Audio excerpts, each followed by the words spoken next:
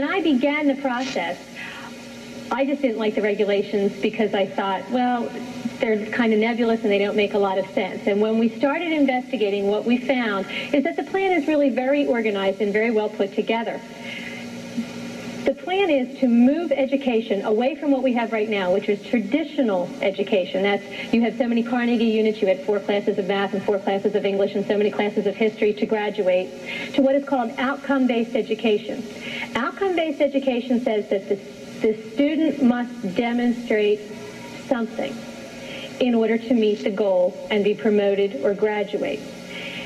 In the traditional system, said this is an A, this is a B, this is a C, this is a D, this is an E, and you fit wherever you fit. Now, you had so much time in order to do that, so, you know, you had 180 days, and then the achievement went up or down according to that. In outcome-based education, the theory is everybody gets an A, or everybody gets a B, and however long it takes you to get there is okay. If you can get there in 3 days, then you graduate in 3 days. If it takes you 10 years, then you graduate in 10 years. Everything rides on the goals and on meeting the goals. So instead of saying the schools will teach, the theory now is the student will demonstrate. And so it's a major shift in the way we look at education. In order to understand that, I want you to think of a telephone salesman. If you ever gotten a telephone call from a telephone salesman, pick up the phone and the salesman says, hi, he asks you 3 or 4 questions. I'm selling purple shoes tonight, so I want to know, are you a shoe owner? And you say yes or no. And I say, do you like the color purple? And you say yes or no. Do you buy your own shoes, or does your husband buy your shoes, or your wife buy your shoes, or your children buy your shoes, or does some other person buy your shoes for you? And you say yes or no. That's my pre-test. I have just established the baseline data. Now I know where you are, so I can begin teaching you about why you need purple shoes. That's the pre-test. Now that I've established that, I'm going to do my sales pitch, and I'm going to give you 10 reasons why you really, really need purple shoes, and you can't live without them and you want them. That's the curriculum. I have taught you something. I'm done now. Would you like to put that, Mrs. Smith, on your Visa or on your MasterCard? That's the post-test. I am assessing you to see if you have met my goal or not. My goal is that you're going to buy my shoes. You say, put it on my Visa. You have met the goal. I'm going to say thank you very much, and you may graduate from this conversation, and I'm going to hang up. You say, no, you have not met the goal. I am going to say, well, why not? What is your objection? And you're going to tell me, and I am going to remediate you. I'm going to put you through another sales pitch to make you want my purple shoes. That's remediation. You're going to walk that loop with me one more time, and at the end of the remediation, I'm going to say, should I put this on your Visa or your MasterCard? I'm testing you again. That's a reassessment. If you say, yes, you have met the goal, you may graduate from the conversation, and I'm going to hang up. If you say, no, I'm going to say, what is your objection? And I'm going to remediate you again and test you again. Now, if you would stay on the phone indefinitely, I would keep making you walk that remediation loop until you finally said, yes, you're going to buy my shoes, until you meet the goal.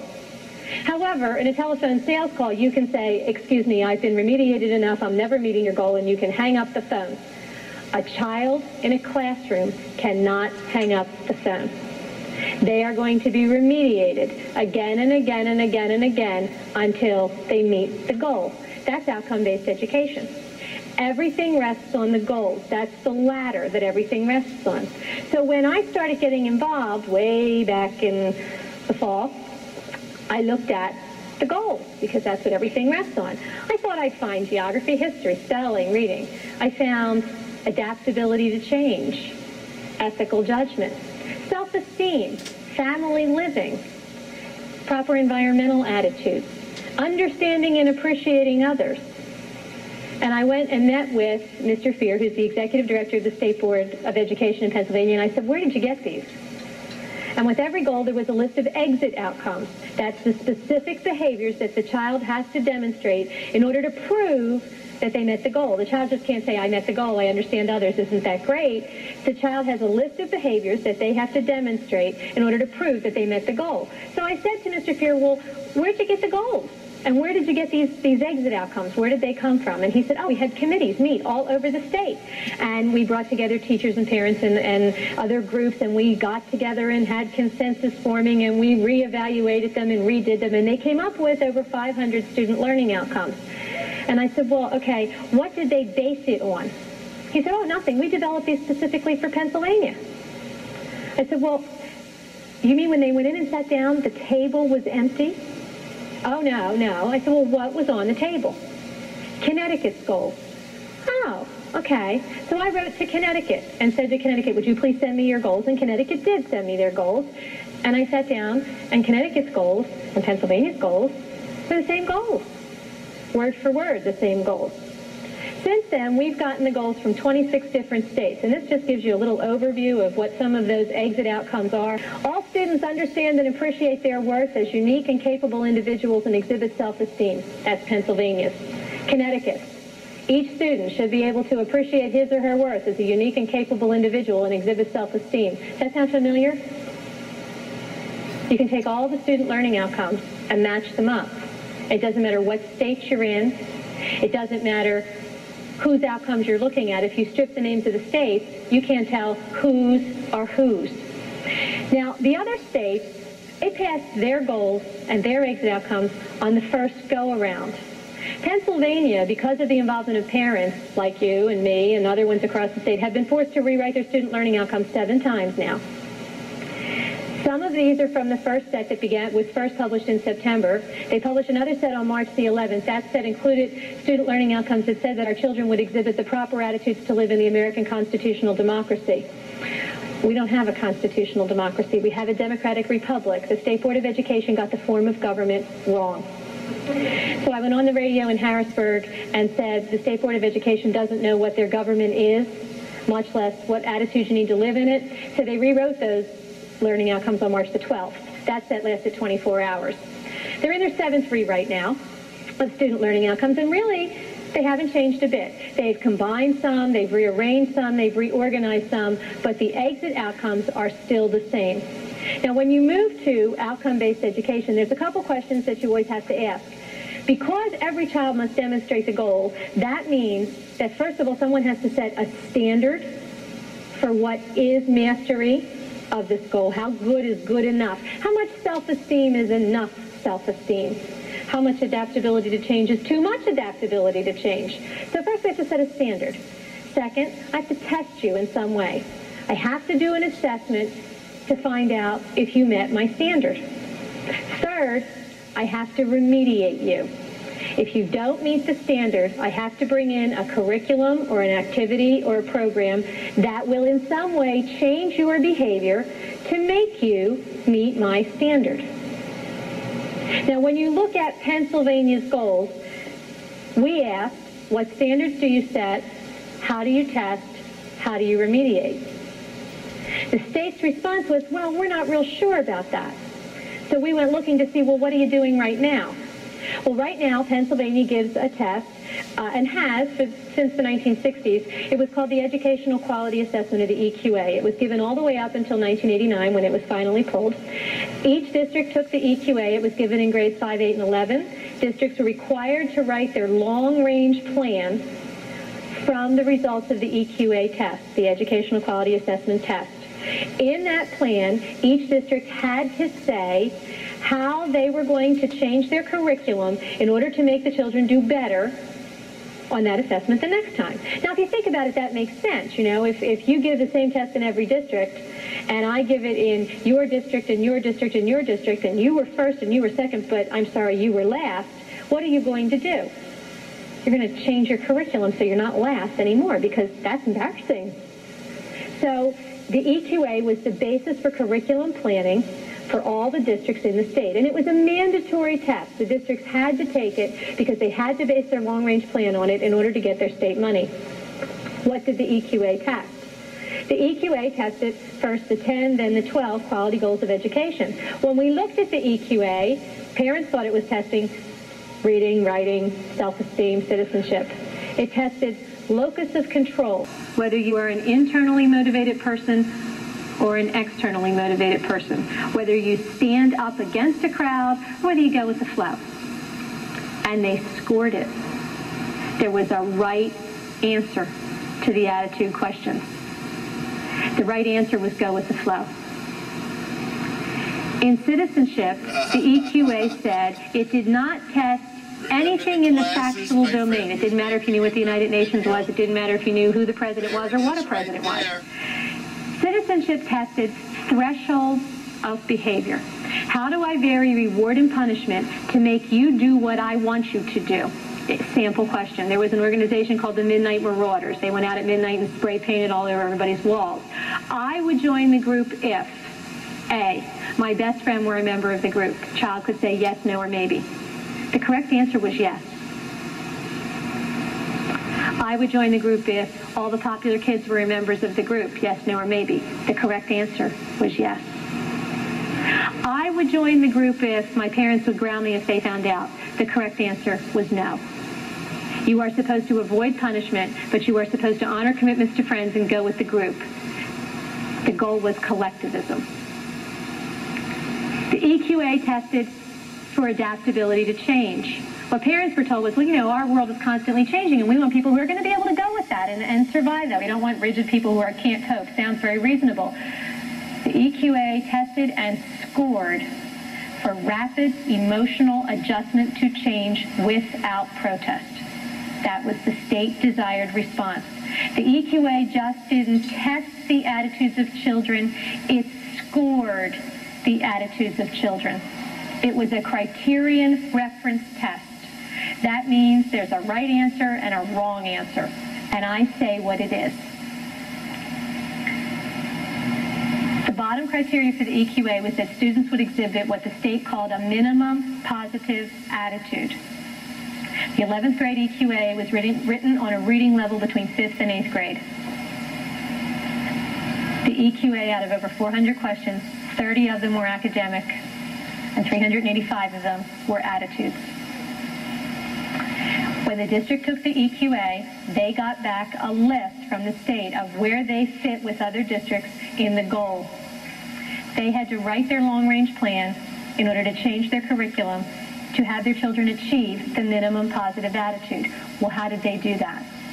What did they change? The state said, we'll help you. And they brought in technical assistance, either in person or in what were called resources for improvement packets that the state made available to the districts.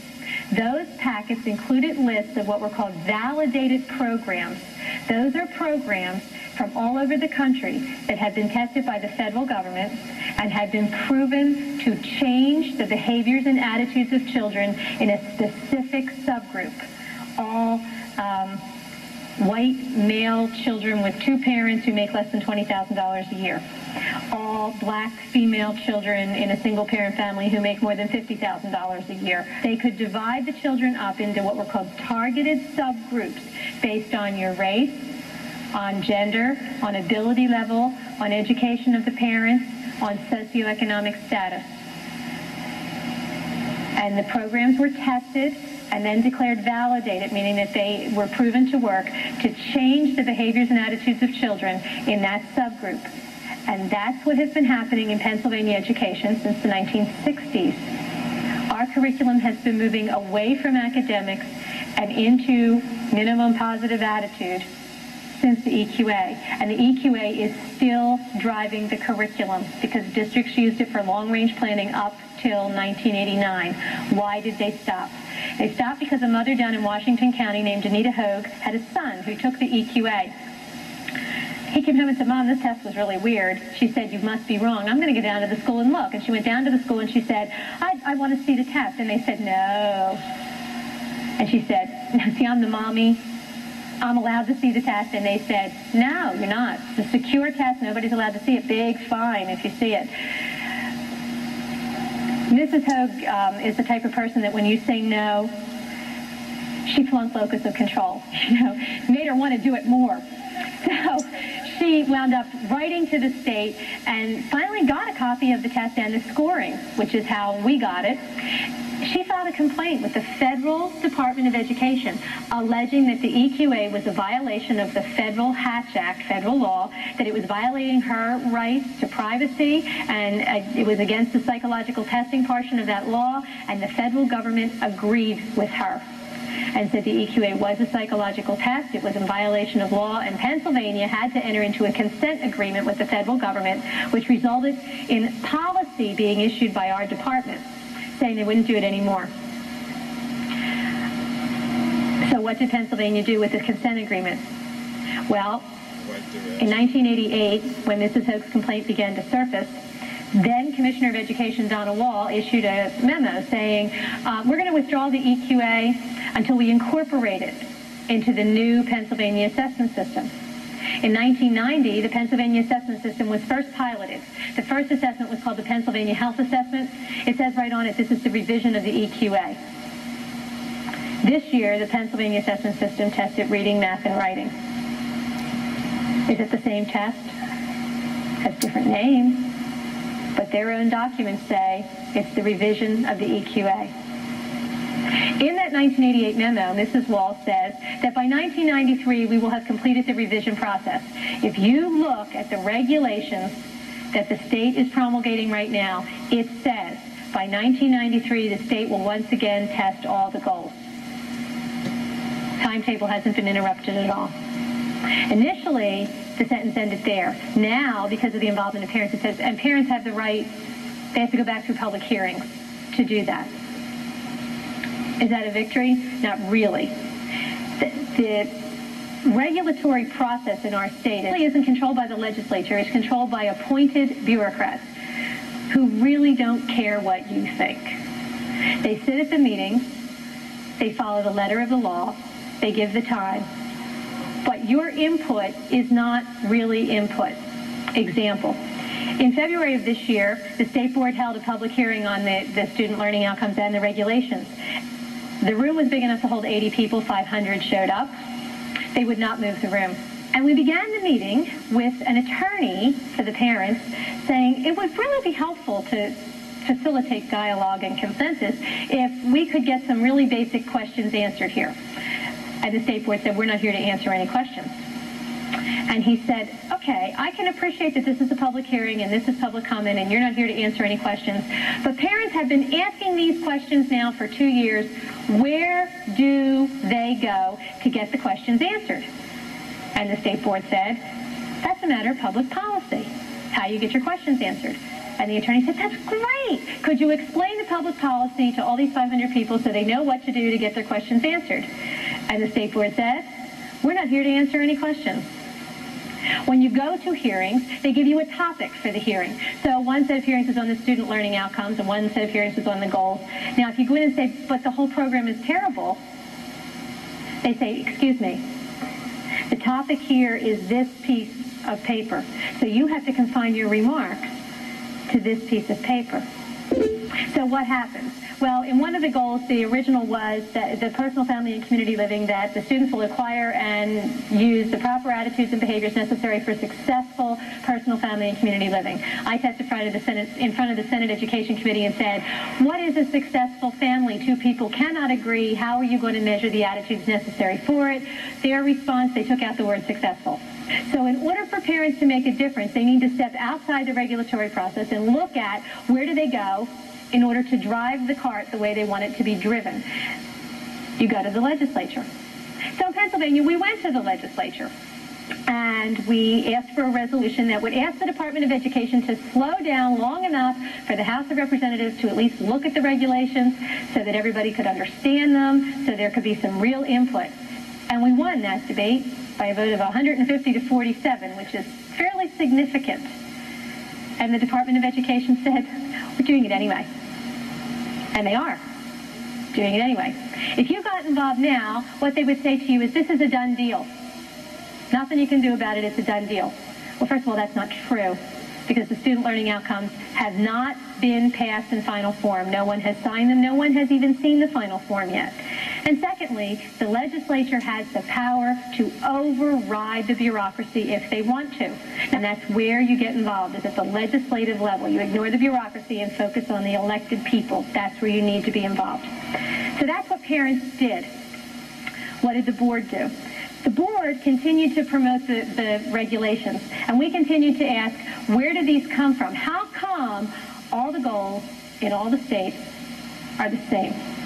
We wound up looking at the federal level at what was called the New American Schools Development Corporation. New American Schools Development Corporation is part of America 2000, and it's the funding mechanism for the break the mold schools that everybody talks about. Now, the break the mold schools were supposed to be all these new ideas that everybody was going to have in order to change and make education better, and it was going to be novel and everyone would have a different idea. And we started pulling the proposals out of the New American Schools Development Corporation. There were 486 of them. We didn't pull them all. But all the ones we pulled were the same. Same goals, same method, outcome-based education. Same mechanism for working it. Outcome-based education has some flaws to it. When we asked the department, would you please give us your research base, they declined to do that. They told us that this was the best instincts of educators right now, and so we should just trust them that this was going to make it better. So we did our own research, and we found that in 1987, Johns Hopkins University issued a study saying outcome-based education doesn't work. And we found it was real expensive. Now, when you think about that, it makes a lot of sense. If I took any 4 people in my classroom, I'm the teacher, I only have 4 students, and I teach the lesson, and I test you. 1 of you will pass the test, 3 of you won't. That means I gotta go back and reteach the 3 who didn't pass the test. What do I do with that one? Well, that one can sit and wait. That one can become a peer tutor and help teach one of the other 3. Or I have to bring in a second teacher to teach the child who passed the test the first time. Who pays for that second teacher? I teach the lesson one more time. I give the test one more time to the 3. 1 more passes.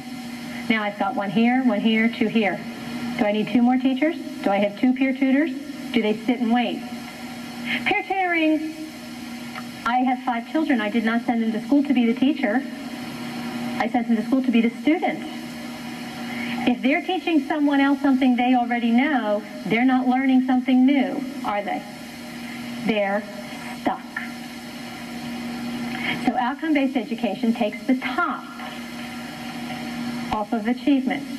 In Pittsburgh the other night, we had a town meeting, and it was more of a debate setting, and one of the presenters for those promoting the idea was a professor from the University of Pittsburgh, and he said the only people objecting to this are people who have good students in their families. That's a very telling statement, because it brings the achievement down. Now, I thought, gee, surely the people promoting this know that this isn't such a good idea. What are they going to do with all of these kids that eventually I'm going to have 30 children in 30 different places? Obviously, I can't have 30 teachers in his classroom. So there must be a plan. When we started pulling the grants out of the New American Schools Development Corporation, we found out that there was indeed a plan. It's called computer-assisted instruction. Each child is tied into a computer, and the computer will serve up the learning nugget that the child must master in order to show that they've met the goal and can keep on going. Well, if you're tied into a computer, who programs the computer? And how do we know that the computer's serving up the right learning nugget? When we pulled one of the grants, it was called from the Center for New West Learning. Here's the learner. The query is the question, goes into the computer. The computer accesses, in order to come up with the individualized lesson plan, the computer accesses biographical data and learning styles, student information module. I didn't know what that was. So I decided I should look, because what is this computer accessing on my child to serve up the learning nugget? What is a learning style? What is the biographical data? Where did it go? Where did it come from? And who has access to it? And what we found out was that, in fact, the state is compiling data banks at a micro record level. That means that it's available on an individual child. And the state is not doing that by itself. The data banks are being mandated by the federal government through something called the National Center for Education Statistics Common Core of Data. This is the federal data bank. There are 10 handbooks. This handbook is called Student Pupil Accounting. It was first printed in the 1960s. It was updated in the 1970s. This is the 1976 edition, which is the current edition.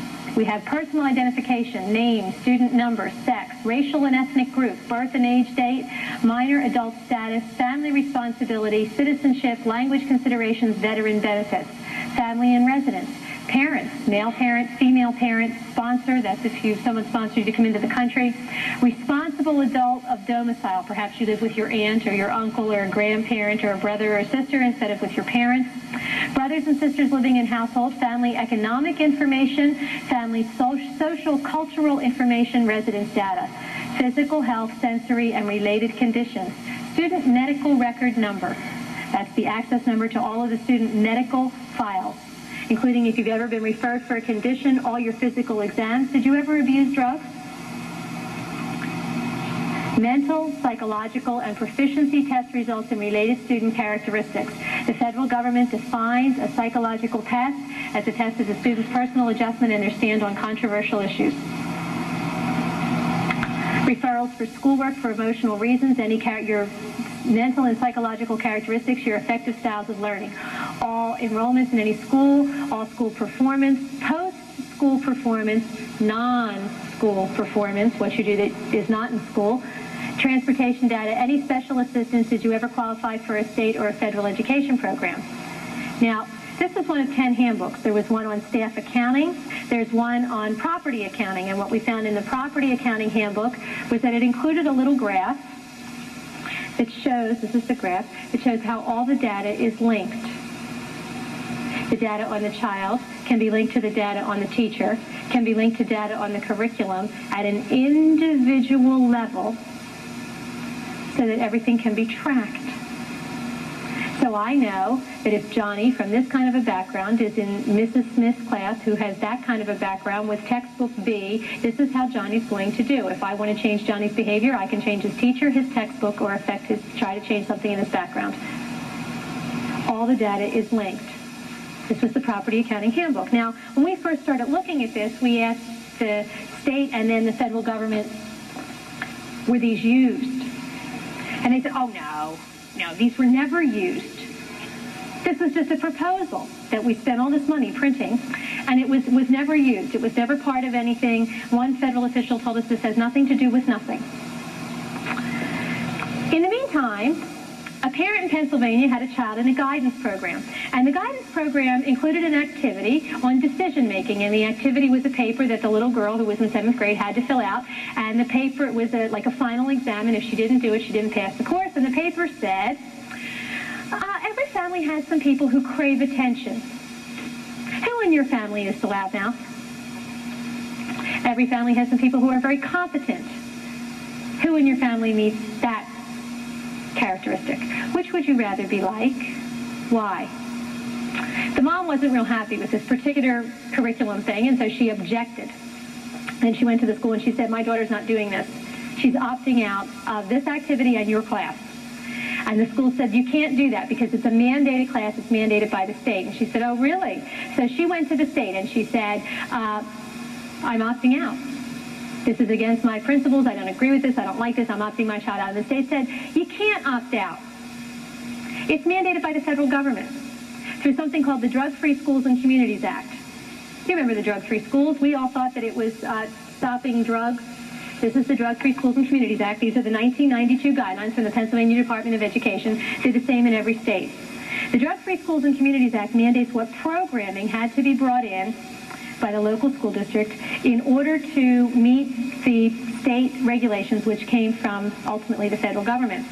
It mandated that guidance services had to be provided. It mandated that psychological services had to be provided, that decision-making had to be provided, that self-esteem had to be provided. These were all mandated services. And when we look through the book, it gave us a whole list of what were called budget accounting. little codes with little numbers talking about each of the services that had to be provided. So we went hunting for these numbers to see where did they come from. We found them in the National Center for Education Statistics Staff Accounting Handbook. It was published in 1974, and they matched. Here are some of the Pennsylvania guidelines from the 1992 book, budget number 2143, Psychological Counseling Services. Federal government book, 1974, number 2143, Psychological Counseling Services. Language is identical. 2144, Psychotherapy Services. 2144, Psychotherapy Services. The only difference is that the 1992 edition has more numbers in it than the 1974 edition because they've updated the data banks. So are they using the 1970 National Center numbers? Yeah, they are. They are. Are they tracking our children? Yes, they are. The tracking now is in something called the Express. This is the Express. It's called the Exchange of Permanent Records Electronically for Students in Schools. This is the information that they compile on the children. This says that any education agency, local, state, or national, can access the data without parental knowledge or consent or notification. The data includes family unit number, all the people in your house, has your child ever been involved with a social service agency, all medical records, includes all performance, includes if they've ever had a behavioral problem, a discipline problem, and gives the receiving agency the name of a contact person and a phone number so they can call back to get more information that is not included in the data bank without parental knowledge or consent. It says that if it goes to a non-school agency, there has to be knowledge and consent. However, if it's going to an employer and the employer says, if you don't sign this, you don't get the job, how many people are going to withhold consent? This is the 1992 Express. Why? Well, if we go back to the New West Learning Center, and we go back to the learning styles and the biographical data, and then think about the goals. Ethical judgment, adaptability to change, self-esteem, family living, understanding others, proper environmental attitudes, citizenship, which remember the EQA, not factual knowledge, proper role for citizenship. The computer needs to be able to access where your child came from so they know what your child thinks, what your child believes, and how your child learns. That's your learning style. What's the best way to change the behavior? What's the best way to attack the attitude? And serves it back up to the child. Do you see parents on this graph? I don't either. What is the difference between what we had before and what the new regulations are? Before, with the EQA, the state had control down to the district level and could control curriculum planning, which was aimed at targeted subgroups of children. But we had children who did not conform. They said, no, I won't. Outcome-based education does not say the school will teach. It says the student must demonstrate. And through the computer, the control goes down to the individual child. Your child will conform, or they will not move forward. They will meet the goal. So where is it coming from? Where is the driving force? As we started tracing back, what we found was a report called the SCANS, Secretary's Commission on Achieving Necessary Skills. This is the 1992 edition. This was not written by the Secretary of Education. This was written by the Secretary of Labor. And this, I first saw this report in something I got from the University of Pittsburgh when they were implementing and teaching the implementation of the Pennsylvania regulations. And so we went back to the federal government and got the original. What we found is it's not being driven by education. It's being driven by the big, big, big industries. That's who's driving the changes. When we read the scans talked all about what we need to have the proper worker of tomorrow. And the children were not referred to as children. They were referred to as human resource material, human capital. Just like, you know, your building and your coal or whatever, your wood, whatever you're making, your capital. And this is business telling education what business needs or wants in the worker of tomorrow. This report says, well, you know, all these things we're talking about here, the necessary skills, this isn't pie in the sky. We're already doing this. And then they gave us a list of the things that they were already doing. One of the lists that they gave us included a contract called Work Links from Educational Testing Service. This is the resume. This is an electronic computer resume. James Smith is pretend. There's her workplace competencies, her interpersonal skills.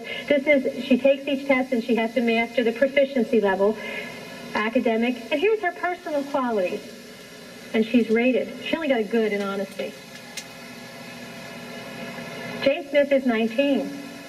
She has not mastered the skills, so James Smith is still in high school. This is a high school resume.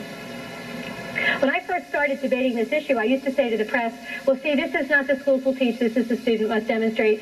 So, you know, even if it's a value we agree on, like honesty, should the state be able to set a standard for honesty and test a child's honesty and then deny a child a job or a promotion because they didn't meet the state's honesty standard? It was a joke. And 2 weeks ago, we found there really is an honesty scale. We called the Department of Labor. They said, we're not doing this. They are. It's being piloted in the state of Indiana. They are doing this. We got it from the University of Pittsburgh. Again, it's an electronic resume. And what it says in the scans is that it will go directly from the school district to the employer. Now, is a lot of this information probably included in your resume now? Yeah, you have personal things from your resume now. But now you have the right to say, I'm going to use you as a reference because you like me, but I'm not going to use you because you don't like me, and so I'm not using you. We had a bad experience, or I was, you know, a real pain in your class or in your workshop, and so I'm not going to use that person as a resume. We have the right to help shape who sends us on our way. Under this system, it goes directly from the school to the employer. Now, we don't know who rated, on what scale, what it's based on. How come Jane only got a good in her honesty scale? And how come she got an excellent on her self-esteem? What happens in the classroom to the child? What kinds of activities is my child going to be subjected to on a regular basis? You hear a lot of talk about values clarification, and there's a lot of controversy about it, but people don't always understand what's wrong with it. You know, that those promoting it say, well, we're just trying to help all of our children to understand their values. I want you to think of your mind as a computer. You've all heard the lifeboat story, right? You know, there's 10 people in the lifeboat only holds 9. Who are we going to throw out of the lifeboat? And if I told you that story, all of your mind would start thinking, who am I going to throw out of the lifeboat? The first time I heard the lifeboat story, I was a grad student. My degree's in special ed, so I'm a ringer. And I said to the prof, well, we're not throwing anybody out of the lifeboat. We'll throw a rope out of the back of the lifeboat and somebody swims in a 1 hour shift. There's only ever 9 people in the boat and everybody only swims 3 hours a day, an hour at a time. He said, there's sharks in the water. I said, there's a shark back in the boat. And the conversation ended. But I was a ringer because I knew that he had controlled the universe. He said, who are you going to throw out of your lifeboat? So all of your minds, because that's how all of our minds work, there's the box and there's where we go. Who are you going to throw out of the lifeboat? If I had said to you, come up with a solution to save everybody, you would have thrown a rope out the back of the boat. You would have turned the boat upside down in the water because it's more buoyant, put the baby on the top of the boat, everybody cling to the boat, no problem. Everybody take off all their clothes because at this point nudity is a little not real important when we're saving a life. Throw out everything not necessary in the boat. We bail for so many hours. I've heard hundreds of suggestions. if I had said to you, save everybody in the boat. But I didn't say that. I said, who are you going to throw out of the lifeboat? And so your mind went right over here. Just like a salesman says, do you want it on your Visa or your MasterCard? He gave you a choice, didn't he? Is no one of the choices? Never. And everybody I know, including me, has bought at least one thing I didn't want because I answered the question and was 3 minutes further in the conversation before I realized, I really did want to say no. But now I'm too embarrassed to go back and say no because I don't want him to think that I'm a schmuck. And we all do that. It's the same technique that salesmen use all the time. Would you like a red car or a blue car? Do you want that in 10 days or 30 days? You always get a choice, but I control the universe of choices. That's how various clarification works. If I control the universe of choices, I can mold someone's behavior. And they always think that they thought it up by themselves because they didn't realize that I controlled the box. That's why values clarification is wrong. Because it makes the child think that they made up their own mind when they really didn't, because I gave them some very concrete guidelines inside of which they had to make up their mind. And it's a very valid way of changing a behavior. This is called the Bettendorf survey. We found it in Iowa. It was used this year. Why is Iowa important? Remember, all the goals in all the states are the same. And we have validated programs that are the same over the whole country. This is the Bettendorf survey. It goes with understanding and appreciating others. Are you male or female? What year are you? This is given to high school students. Do you regard yourself as a bigot? Do you think homosexuality is a problem society must deal with as strictly as possible? Do you think people are born homosexual, or do you think they choose to be homosexual? Do you think the United States was stolen from Native Americans, or do you think it was rightfully colonized by Europeans? Then we have the nationality and religion list. Which of the above do you think is responsible for the decline of the United States economy? Which of the above do you think is more susceptible to alcoholism? Which of the above do you think is the most likely to raise a large family, 8 or more children? Which of the above are you most likely to assume does not speak fluent English? Which of the above do you think is the most likely to have an income of over $50,000? Which of the above do you think would be most likely to eliminate an entire race? Who has most influenced the way you feel about other races? With whose influence have you most strongly disagreed? If you could eliminate an entire race, would you? Which one? The New American Schools Development Corporation met. I told you there were 486 grants given to them. On July 9th, they gave a list of the places that got the money, and they gave out 11 grants.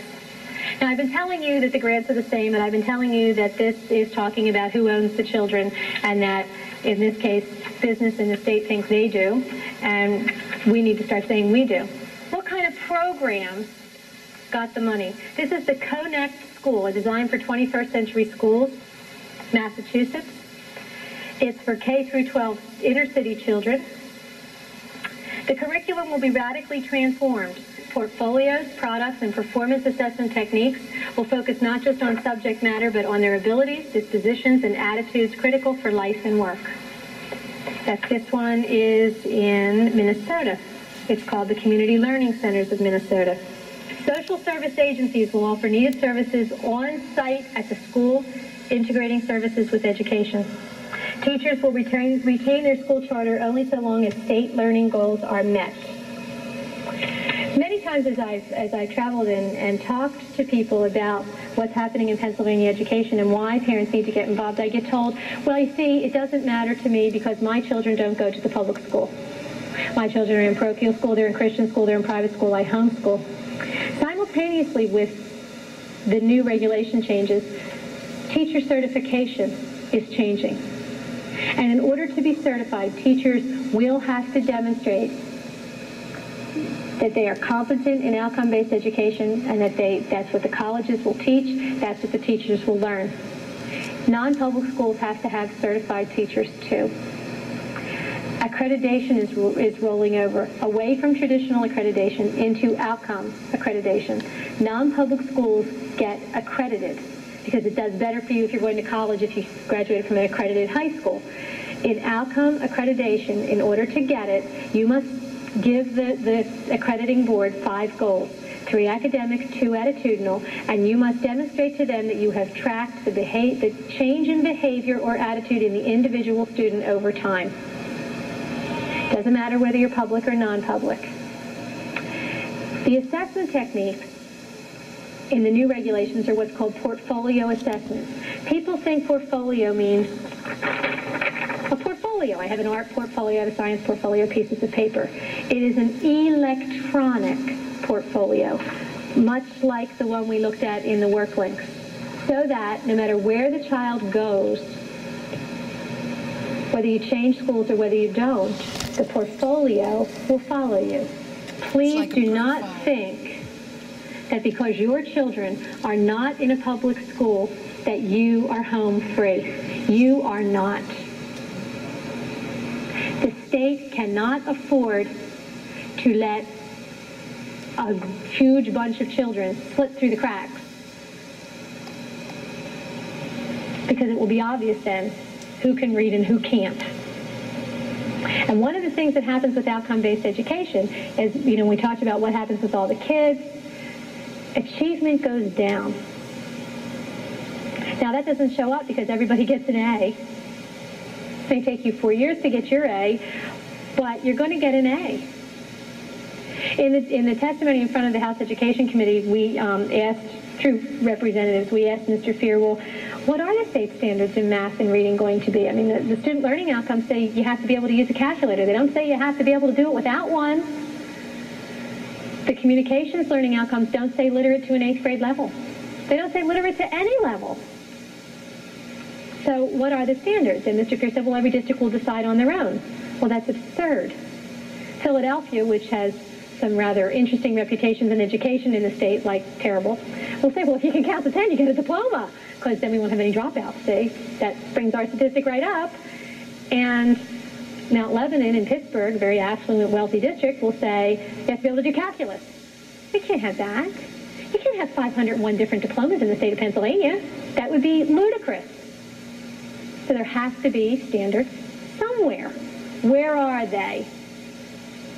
They won't tell us. The state says this is all local control, local decisions. But if you read the regulations say that every district must develop a strategic plan based on the state assessment, which is the EQA revisited, based on the state assessment that they must use to drive their curriculum. They also say that every district must include a local district assessment, a diagnostic assessment, to indicate how every child is doing in meeting each of the exit outcomes. Now, I want you to think about an assessment. Assessment is not easy. When you do an assessment, the test really means nothing. It's just a piece of paper with a bunch of stuff written on it. What's important is, what do I want you to know? What am I testing and how am I going to score it? And does this piece of paper accurately measure the behavior I want you to show me? Is it an accurate measurement? In order to do that, I must first define the behavior, and then I must validate the test, and then I must see if it's reliable. Am I going to get the same numbers over different student populations over time? That's expensive. I have to do research to see what kind of instruments and how do I score it and how do I set standards. Our districts can't afford that. So what do? Oh, well, see, the regulations say the state will give technical assistance to all the districts to help them with their diagnostic assessments. This year, when we gave the state assessment system that everybody, remember, complained about, one of the things that happened in there was that the state changed testing companies away from the company that did the old TELS test into a company called Advanced Systems. And one of the reasons that they changed to Advanced Systems was because Advanced Systems is an expert in portfolio assessment. Now, if every district's going to do their own, why does the state care? Every district can't afford to do their own. The state is going to control it. The state is going to set the criteria. So the districts do this diagnostic assessment that the state's really going to do for them. Then the districts have to justify all their courses against the exit outcomes that the state mandates. They can't move away from those. That's the ladder. Everything is aimed at those exit outcomes, those goals that we talked about in behavior and attitudes and skills. Everything is aimed there. And everything the district does, teacher preparation, coursework, any money that they spend, what they put in their library, has to be aimed at making sure that every kid hits those exit outcomes. The district puts together a team to develop that plan. Then the school board looks at it. If there's a discrepancy between the two plans, if the school board doesn't like what the team said, They have to try to form a consensus. But both plans, the approved one and the, quote, minority report, which is the unapproved one, go to the state.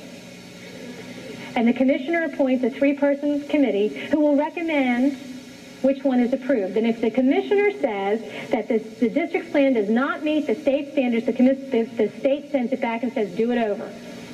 And you keep doing it over until you meet the state standards that they won't tell parents anything about.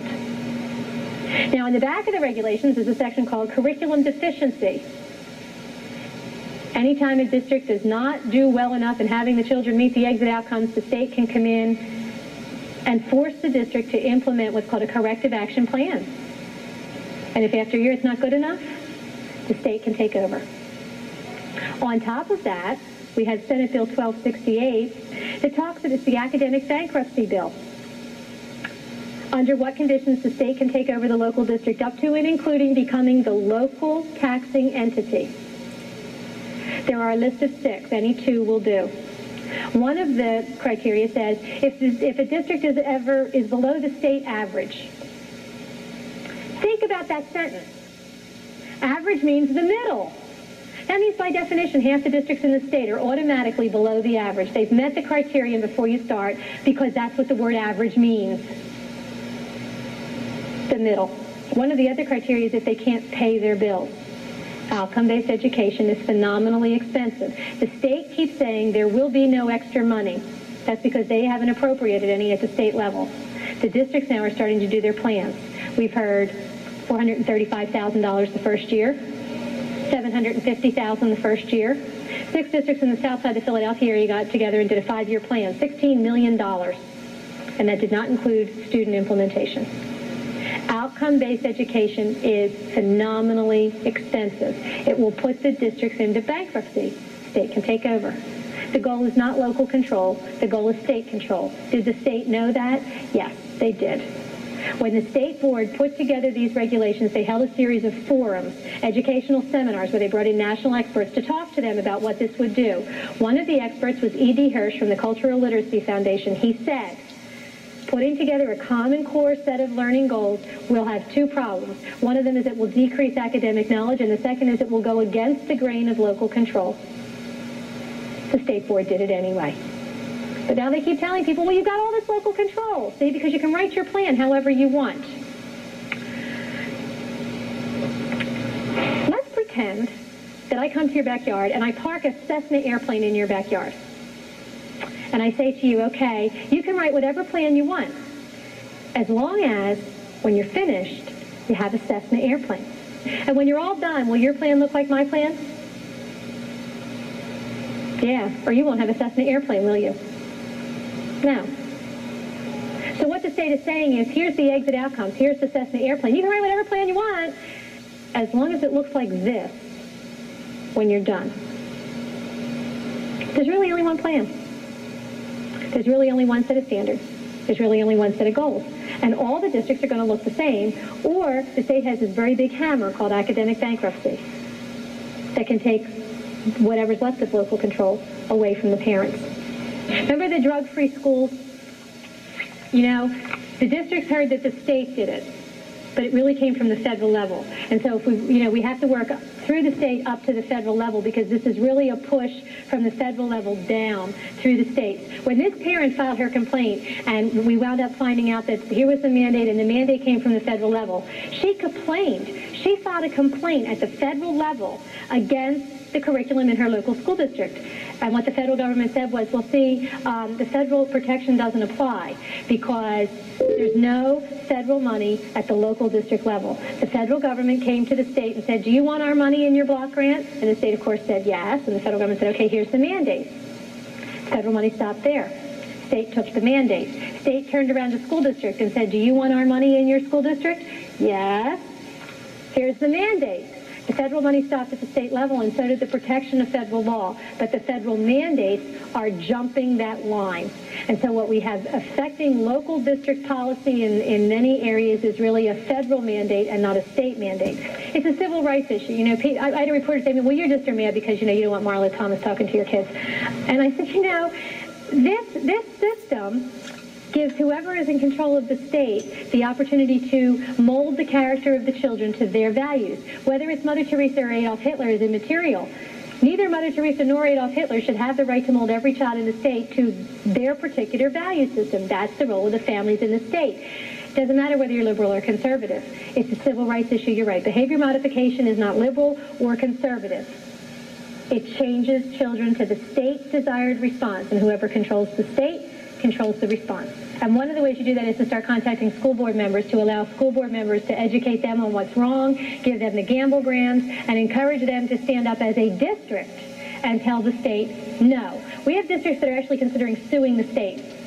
So if we could get more districts on that, it wouldn't cost any one district a phenomenal amount of money, and it would help back the state off. That's a good thing to do. Working with school board members is an important thing to do, and standing up for your rights in your own classroom with your own children is also an important thing to do. Yeah. If you lower the standards, the academic standards, then it's easier to get a higher graduate level, so your statistics get better. And the plans say that you bring all the social service agencies into the school, so you have a lot more control of the children, and that pushes more and more of the families away. One of the things that Boyertown says, and that is shown up in all the plans, is how they're going to remediate. And the way that they're going to remediate is that the children who don't meet the goals will be the children who are declared special ed.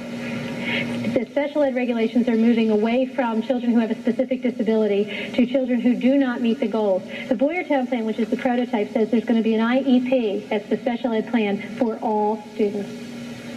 In the new regulations, all students will achieve all student learning outcomes to the state standard. So if you have a child who's very good in science but terrible in art, they're going to have to be remediated in art. Where do you get the time? From science.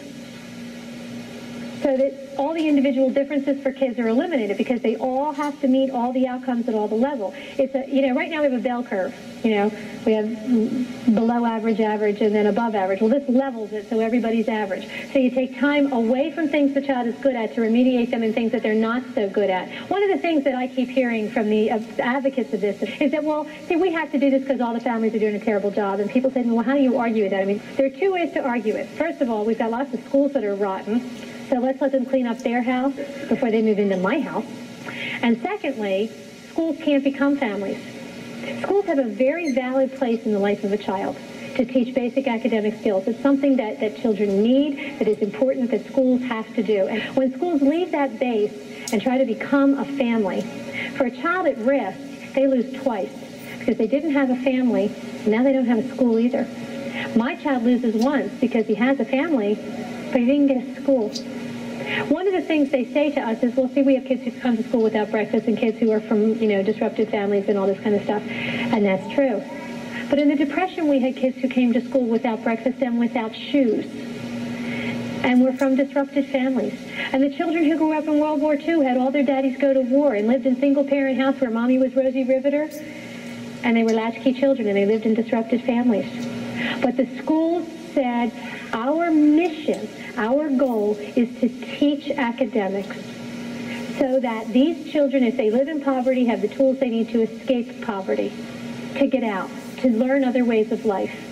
That's our goal, is to teach those academic skills. Our kids lose twice now because they're not getting academics, and no school can be a family.